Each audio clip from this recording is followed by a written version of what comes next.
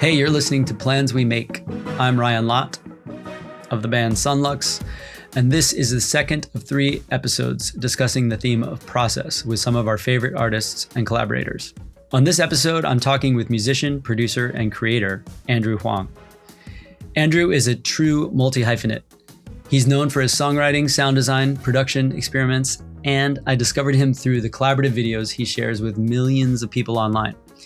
His work moves fluidly between craft and curiosity, often revealing the creative process itself as part of the art. What I've always appreciated about Andrew is he's someone who makes the invisible parts of creativity visible. The trial and error, the surprises, the systems, and the processes behind the tools we all use. Andrew and I spoke recently about how technology has influenced our approach to creativity, collaboration, and what it means to keep evolving our process while staying connected to why we make things in the first place. Yo, Andrew Huang, man. Oh, it's so good to talk to you. It's so great to be here with you. This is like, I get the one-on-one with the man. Everybody only gets to hear from among many, many thousands and sometimes millions. It's a privileged position I'm in. Well, I hope it's worth it. Well, we'll be sure it's less interesting than your other videos. Yeah, sure. There's no competition or anything, Perfect. So, man, thanks so much for taking some time out. Honestly, just want to hang out and have a conversation. I've got some things in my mind that over the years that I've kind of always wondered about you. Oh, okay. Great. We don't have to get profoundly autobiographical, but yeah, I mean, honestly, one of my biggest questions is, and this is something I've wondered for a long time because it's something I've wondered about myself. Mm-hmm. It's 1976. Okay. 1976. Just like as an example, I was negative 8 years old. But yeah, exactly. I know some records from around then, so that's all I got. Imagine you weren't. Imagine you are your age now. In 1976. Who is Andrew Huang?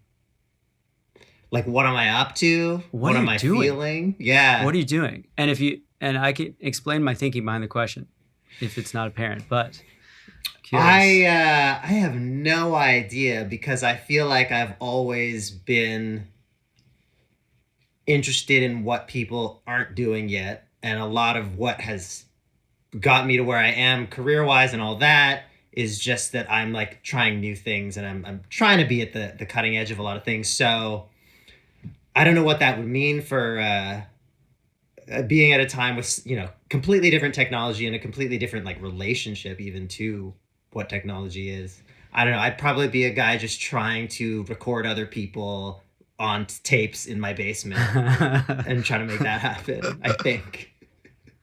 As someone who is also engaged in technology and engaging with technology at a rapid fire pace, I always ask myself, like, how much of my technology emerges from me and how much do I emerge from my technology? And if you think about that question in a broader sense, with respect to time, how much of who I am right now, creatively speaking and otherwise, is the direct result of this particular moment of time in which technology is advancing so rapidly. And I can't think, and powerful technology, creative technology. And I can't think of a single person who interacts with more technology on the like bleeding edge of its development than you. So if I'm asking myself that question, I'm just like so curious. What is like 1976 Andrew Huang up to?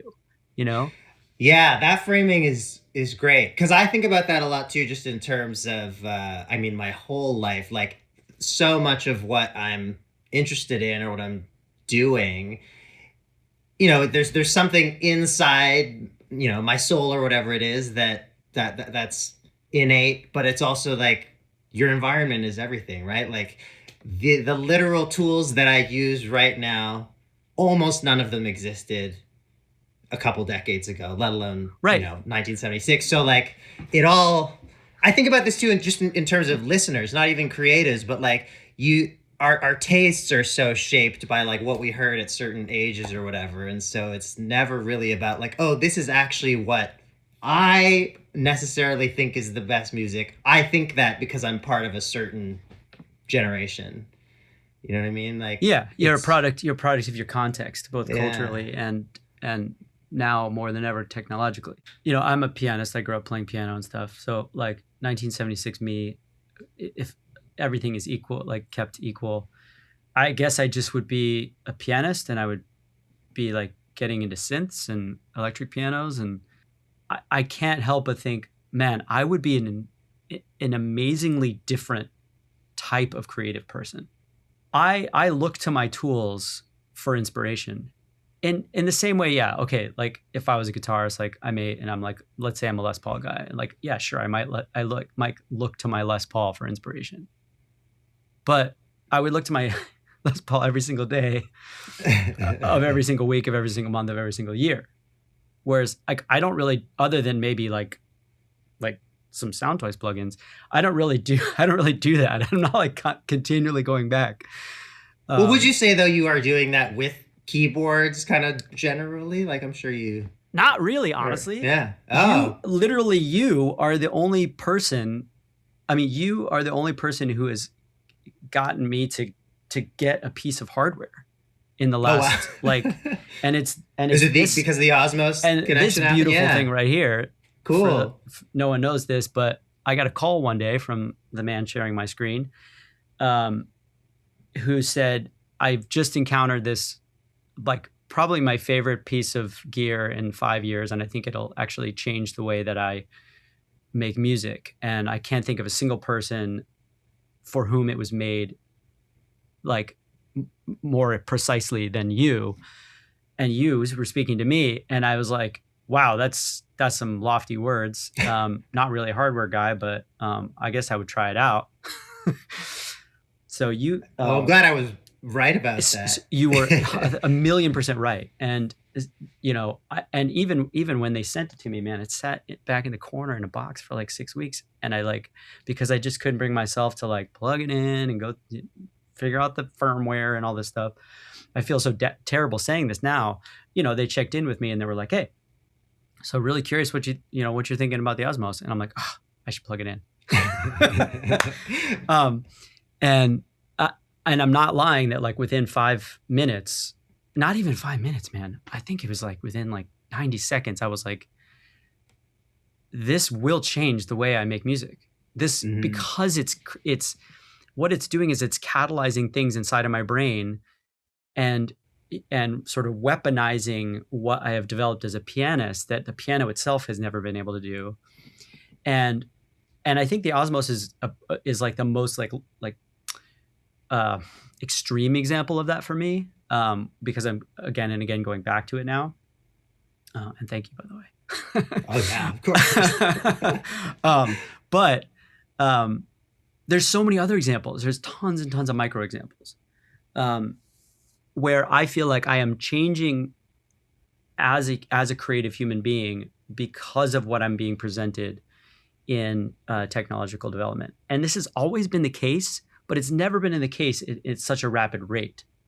Yeah, the acceleration of it and the accessibility is like off the charts right now. And even like I find it's too much to keep up with as a person who like I have the time to do it. Like it's part of my job to like keep abreast of things, and people are sending me things. A lot of people send me things for free. And so it's like a lot of the barrier is gone for me to just try stuff and be on the up and up. And it's, and then, maybe that's also part of why it's hard to keep up is like, I'm hearing of things maybe that just wouldn't show up in some people's feeds, but like it's, it becomes, a bit of work in itself to kind of sort out what do I really want to pursue and spend time with. Right. And also like, what am I going to allow to affect me creatively? Because I am aware of that aspect of the process. And like, if I invite this into my studio and I spend a lot of time with it, or like I just know it's going to kind of mesh with the projects that I'm currently, Yeah. working on. Like, so Yeah. it's probably going to find its way in, or it's going to interact with what else is currently set up in my studio. And all of that is kind of just so chance based Yeah. because, if I had Yeah. gotten this 6 months later, it would have kind of done a different thing with my work or the other instruments that are around and Right. the other people that are around. Sometimes when I'm starting a work day, I'll randomly think of a tool, or I will like even visually, like like a finger on the globe, I will like point to something on my hard drive or my sample library or something, and I will just like pretend it's the rule to start with. Hmm. You ever done something like that? Oh, totally. Yeah, yeah. And it's just like, and then something blooms from it, and you wonder, like, man, like I'm like submitting my fate. Yeah, yeah. to Could have been anything else that day. Could have been anything else that And day. yeah. And then like every day changes you, and gradually you're becoming a different person. And I think, creatively speaking, and I think the beautiful thing about that is that we have that agency to actually expand and grow and change a lot over the course of a small amount of time. And then conversely, the danger is that, like you put it, what do I allow into my studio, into my headspace, into my creative life? Just because it's a tool and it's cool doesn't mean I like partner with it in my soul. Mhm. Do we have like the time to even kind of ingest a season, of development, or like a state? Do we have the time to to mine and enjoy a state of development, or are we continually just like push toward the next thing? I've been trying to be more seasonal with like the stuff that I focus on, because I have felt that like distraction or kind of chaos of just like, oh, there's too many options or too many things to keep track Yeah. of, and also feeling like I missed the times that things were a lot simpler, both just for starting out what I could afford or what I had, but also like when the internet was just much less of a thing. Yeah. And even just, like the acceleration you're talking about, fewer things were coming out. It wasn't as possible for like a boutique manufacturer to just pop up and start churning out products. And so, yeah, there's a part of it where you just kind of have to, I think, be deliberate about time away, more like insular kind of zoned off time. Yeah, like I wonder if it's like as much about discovering new things as retiring old things. It sounds like I feel like kind of a jerk even saying this, because I know I recognize that I'm like the beneficiary of tons of privilege, and like I actually have the ability to like invest in new tools from time to time, and like to even say out loud, oh, maybe even though I own these things, I should like stop using them is such, I just want to say out loud, I recognize it, like what a privileged thing that is to say. Sure. But I wonder if that's the kind of discipline that we need for those of us who can have it, who do have the privilege of acquiring tools at a rapid fire pace. Like, is that what we need in order to, it's like, how many times do we listen to a record anymore? Like how many times have I listened to Joni Mitchell Blue?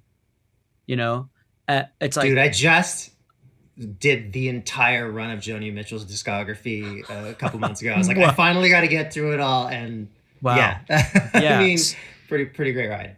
Yeah, no, absolutely, and I just I that was one of those records where I hadn't listened to it in like maybe 15 years, and then like I put it on and I knew every single word. I could sing all her phraseologies all over the place and crazy. Same with Graceland, Paul Simon's Graceland. Like I spent so much time away from that, and all of a sudden I put it on. It was like I knew every single word. And it's like, just in the same way that it's true that as listeners, we just spend a lot less time with records. We also spend a lot less time with each tool that we have. Yeah. Is that the modern conundrum, is just lots more of everything and then inherently less time with each thing? I mean, it absolutely is. However, on the bright side, and this is something that I think you epitomize and you catalyze, and that is that we make music as a human species, those of us who are interconnected with internet access, we make music more collaboratively than we ever have in human history. Yeah, I see what you're saying. There's a lot more external, in small ways, like people's processes or ways of thinking that can creep into your own creation because we're using these tools. We're using tons of stuff at a time. It's all like online and Yeah. Our tools aren't creating, well, some of them unfortunately are creating like the end result with a push of a button. But the more that our tools become powerful possibility makers, the more we are participating with an array of people on things that those who develop the tools would never have dreamed. And I think that's a cool way to think about like this present moment. Maybe it's a little more positive. It's a more optimistic way to think that, you know, when I sit down and create a Sunlux track, like I'm collaborating actually with hundreds of nerds that are amazing and are like amazing in ways that I could never be. And I do things with those tools that they couldn't have come up with, you know? Yeah, it's pretty neat. Like neither the art couldn't exist without either of you. And like you kind of feel like and people look to you as the author, but there's so much that came from just, oh, what if I tried this and what does this tool allow? And like, yeah, I wanted to say on a related note, going back to one of the things you touched on earlier, that if you, some of these tools have so much more personality that they kind of impart, and others are a little more open maybe. And I feel like the type of creator you are, like you kind of wrestle with those things in different ways too. But I feel like, you know, in your example of like picking something at random, some tools I feel like in that situation, they will like maybe push you in a more specific way. And others, I feel like on the one hand, you know, oh, I picked the specific thing and I came up with a certain idea. I feel like there's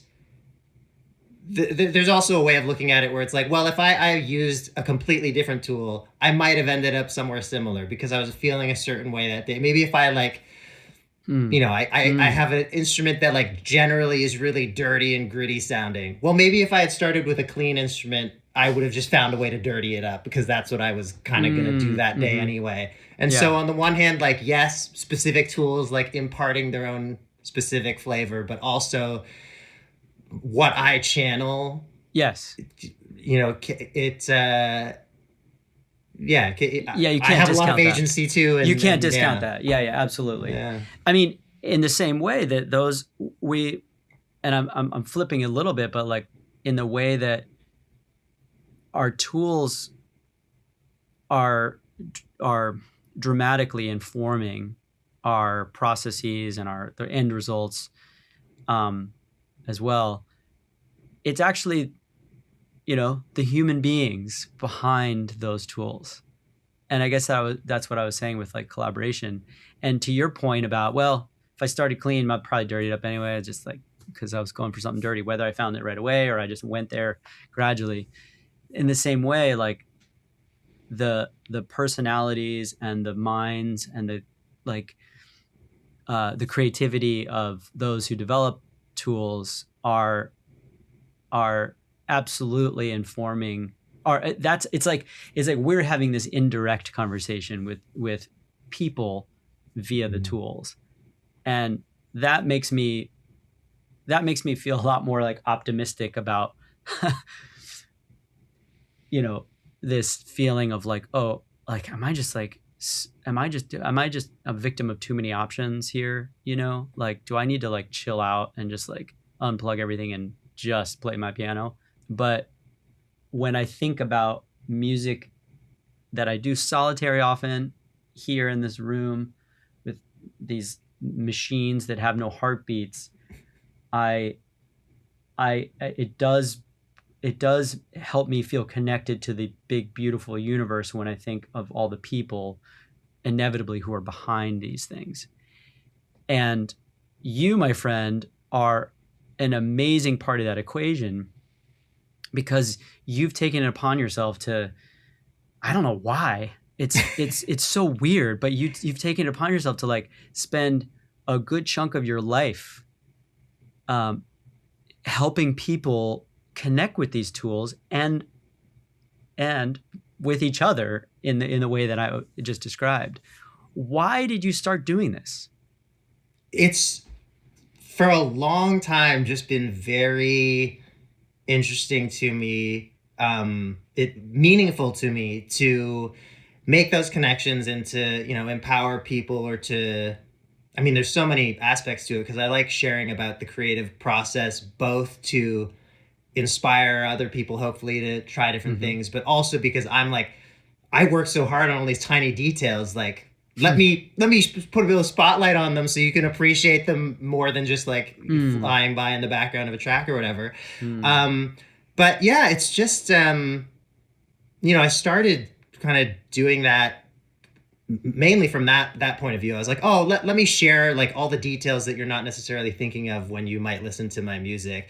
And then I found that there was an audience for that. And then I also found that other people were taking some of these ideas for themselves, or that, they're just inspired to kind of open up the DAW again because I am having fun doing it in videos. And that just became very rewarding to see that happen. And so it's, I think too, from a very young age, I grew up looking like this in a very white town. So a lot of years of my life, I felt kind of on the outside. And I think that kind of energy translated into me feeling like, can I be inclusive and can I open doors for people where possible? And the idea of just like, I remember like pre-internet, I'm a little kid, I'm looking at all these big musicians that I admire, and I'm like, how did you do any of this? Like, how do you record? How do you write? How did you start gigging? Like all this kind of stuff. And you just have to figure it out by yourself. And so now that we have all this like amazing communication technology, I'm kind of like, what is the kind of musician that I would like to see out there in the world? And I'm trying to be that. I'm trying to be generous, and I'm trying to like demystify things. Yeah. I mean, that's just, it's, it's awesome. I mean, it's very admirable. I still don't, and maybe it's just that it's that spirit of generosity that manifests differently. Or maybe I just don't have as much of it, but it's like, I guess what is magical to me is that not only are you continually enthused by music, such that tools that allow you to make it in different ways are things you want to talk about. You pause to talk about them and to elucidate their beauty and the beauty of an idea.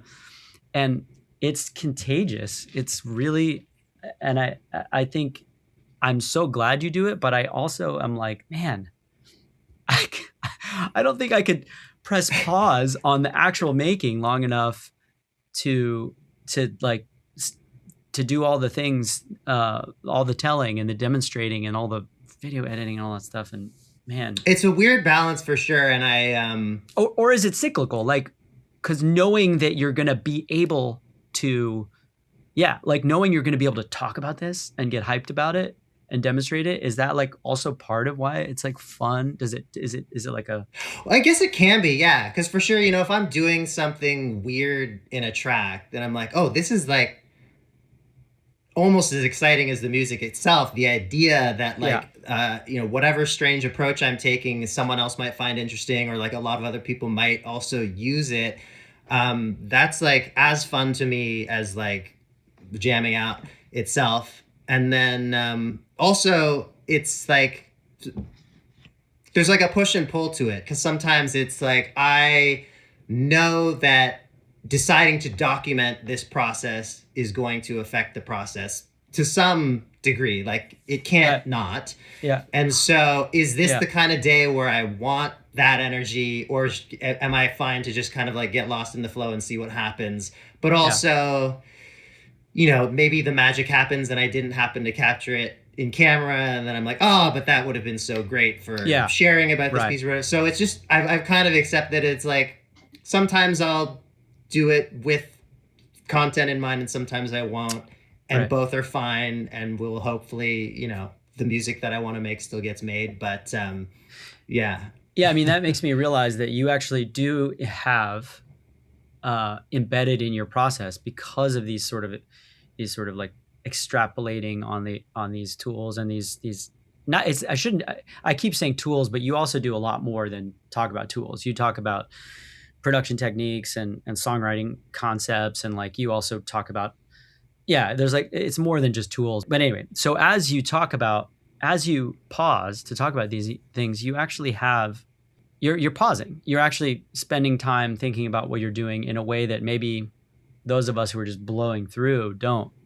And I guess that maybe that's like helps with like keeping it healthy in a way, that you're actually thinking about what you're doing because you know you're about to explain it with words. You know? Yeah. It's been kind of a way that I've gotten to know myself, even where I like, you know, the way that if you like the best way to learn something is teaching it to somebody else, right? Like that kind of idea. I feel like I have gotten so much more understanding of my creative process and like what I need to do if I'm stuck, or like why I make certain decisions, or like all the different, you know, little tricks that I can pull on at any given moment. And I think that has become more kind of organized or systematized for me or something, because I've been able to like kind of package a lot of these things up and share them with people. And I enjoy it, I guess. I like kind of, I mean, I have like years and years of these journal entries where I'm just writing like, oh, this is kind of like what I was going through today and why it affected, or how it affected my process. And yeah, it's kind of a form of therapy or something. Yeah, maybe. It's absolutely. Just like, you know, sorting yourself out and getting to kind of an equilibrium, rather than showing up and having a bad day in the studio because you're just kind of, you know, flailing about. But yeah. Have you had, speaking of teachers, did you have, what kind of teachers did you have in music growing up? I was doing piano from early on, and I had a really great high school music teacher who I feel like the thing that he did for us was just introduce all kinds of different genres, eras, people, like just continually like blowing my mind with like, oh, musique concrète, oh, bebop, oh, like, you know, romantic music, like everything was fair game. And I think that was huge, to just like be inundated with like a huge range of music at a really young age. But besides that, I mean, the internet has been my teacher, you know. It's just like trying things and looking up tutorials and trying again.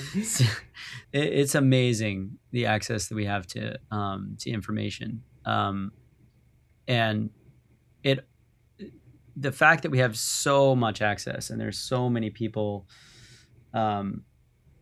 developing, or basically talking about production ideas and software tools and stuff. It's all the more amazing, I think, that you stand out. There's something about you that has drawn a lot of, you know, like a huge audience. And it's funny to say this to your face, but for the longest time I kept getting like, the algorithm kept telling me, oh, based on, you know, these things you seem to be exploring, like you really should check out Andrew Huang. And I'm just like, I just have a weird, in my life, I have a weird aversion to things that are very, not highly regarded, but like that are popular, basically. I just don't want to see it. And partly it's just me being a snob or whatever. But for the longest time, dude, I just would like, I didn't watch any of your videos. I totally get it. And like for years you were doing them. And for years I was like, this is Andrew Huang guy. He's not going to have anything to say. It's like, I'm Mr. Technology. And it's just like, immediately I was like, as soon as I started watching, I was like, oh, damn, I really should have been watching these. Well, I appreciate you saying that. I think that it's not an uncommon, position. I think that for better or for worse, there's like what YouTube allows anybody to do, right? Is just yeah, yap and put it online, and so you're in a sea of just really bad content, and you kind of get associated with just all the stuff that that doesn't really offer anything worthwhile. And so I think it's been something that I've kind of like struggled with throughout the whole time I've been doing this. Is like, on the one hand, it's working really well. I mean, there's great things coming out of it in terms of like inspiring people, like doing it as my job and all the fun collaborations and stuff. And then at the same time, it's like, for a certain type of audience, it's just like rules you out as you couldn't possibly be legitimate. Right. And so that's been like a tension that I don't know. I think we're like very slowly coming around on that, but it's I agree. still, yeah. I think people are just like, we're so acclimated to the internet, and we recognize that there's terrible and there's transcendently amazing, and there's no rule. Like, you just we're all in this jungle, and and I think what I was doing was bringing a very old school mentality, and I think younger kids don't come at, like, they grew up with, like, they were born after YouTube was invented, it's like they're not, we can wrap up soon, but I just, one of the things I also wanted to ask you, and this is, I don't want you to take this the wrong way, but when you have so much success creating videos, talking about music, how does it feel then to release music apart from that, to be just Andrew Huang, artist, producer? Do you feel like there's, like, when you look at your play counts and you see, oh, like last month I got 2 million hits on that video, and look at my play counts on Spotify and streaming, and they're less. Because I've experienced small versions of this where I'm like, oh man, like this Instagram video of me just doing this thing is like 55,000 views, and like I can't seem to get anybody to listen to the song. It's like, it's weird. It's weird. Yeah, I totally get that. And I kind of felt bad about that for a long time, until I realized, well, a couple things. The one is just that it's such a higher barrier to get someone to engage with a piece of art than it is to just like scroll the thing that was going to happen to show up in their feed anyway. And so I don't attribute much weight to like the view count of a social media video in, like if a TikTok is like 20 seconds long and it's like dumb and it's funny and it's there's the share button right there, and everybody's spending so much more time on the app than they are with their headphones, and so it's kind of an unfair comparison there. And then I also had this realization where I was like, oh man, I feel kind of bad that I really put my heart and so much work into these songs, and they don't perform as well as the videos. But then I was like, oh, wait a second, the song is like a thing that I made for me, that I think I'm expressing something I would love for other people to check it out, but it's like a weird work of art that I just like wanted to do. I wasn't thinking about its reception. When I'm making a video, I'm like, how can I make this snappy? How can I like convey information and make it valuable? And like, different names. It's made to be as big as possible. It's not something that you can really look at the performance and put side by side. That's a healthy perspective, I think. I mean, it kind of brings me back to my first question, and maybe you've just answered it in a different way, which is by saying, this song, and this is, I really made this for me. This is me apart from my presentational me, my education, my like educator me. I do this because it's like I wouldn't be able to live and breathe if I didn't. It makes me think of my first question, which is like, who would Andrew Huang be in 1976 at the age you are now? And ultimately the answer would be that because you wouldn't be able to live and breathe, you'd still be making music in some way or another. Yeah, absolutely. Yeah. Still be making weird sounds and exploring them, whether on my own or with other people. But yeah. And I think that's the kind of the root of that distinction I was just making is like, there's one thing that I would be doing no matter what. And I still try and share it. And there's the other thing, like making these videos is pretty much entirely for other people. Like it's for a mission that I believe in, which is like, I want to give something back to the culture, and I want other people to be able to have an easier time than I did learning this stuff. But, and it's rewarding in some way for me, but it's also like, if I knew that no one was going to watch these videos, I would not be doing that. Yeah. Whereas if I knew that no one would hear the music I'm making, I would still be spending as much time as possible right there. Yeah. Amazing. That's right there is a really profound thought. And it's like, it's something that we can easily forget because we're living our lives out in the open through social media. And we feel, those of us even who aren't sort of like content creators to like in an outward way, there's this expectation or temptation for us to be that way always, and to remember that music has for us a beautiful place where if we want to engage with it all by ourselves or just with our friends, and we can do that. And it's a beautiful aspect of our experience as human beings that, apart from all of the other stuff, like you said, it's a type of therapy. Let's end there. I think this has been a really rad conversation for me. I again, thank you so much. Too. Yeah, no, thanks a lot for taking time. Really enjoyed it to nerd out, and also just to get to know you better. Yeah. Hopefully we can hang again. Let's do it. Thanks to Andrew Huang for joining me.